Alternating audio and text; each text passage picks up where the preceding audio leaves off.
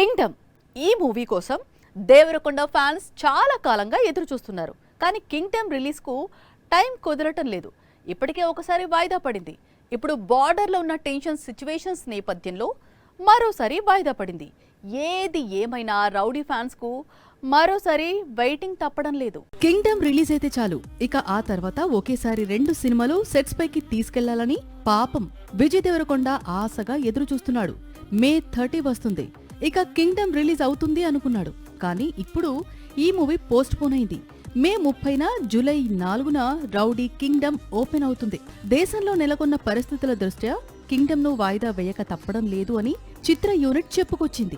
దీంతో rowdy fans Kingdom చూడాలి అంటే మరో 2 నెలలు వెయిట్ చేయక తప్పని పరిస్థితి.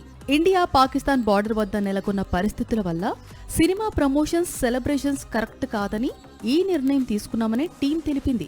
ఈసారి సమ్మర్ లో టాలీవుడ్ ఎలాగో బిగ్ మూవీస్ రిలీజెస్ పెట్టుకోలేదు. మార్చిలో కోర్ట్ మ్యాట్ సీక్వెల్ వచ్చి ఇంప్రెస్ చేశాయి. ఏప్రిల్లో వచ్చిన జాక్ డిసప్పాయింట్ చేయగా మే 1న విడుదలైన హిట్ 3 ఒక్కటే కాస్త థియేటర్స్ కు ఆడియన్స్ ను రప్పించగలిగింది. గత శుక్రవారం ప్రేక్షకుల ముందుకు వచ్చిన శుభం, సింగిల్ సినిమాలు ఎంతో కొంత వసూలు రాబడుతున్నాయి. హిట్ మూవీగా నిలిచాయి. ఈ దశలో మే 30న కింగ్డమ్ రిలీజ్ అయితే ఇండస్ట్రీ ఊపిరి పీల్చుకునేది.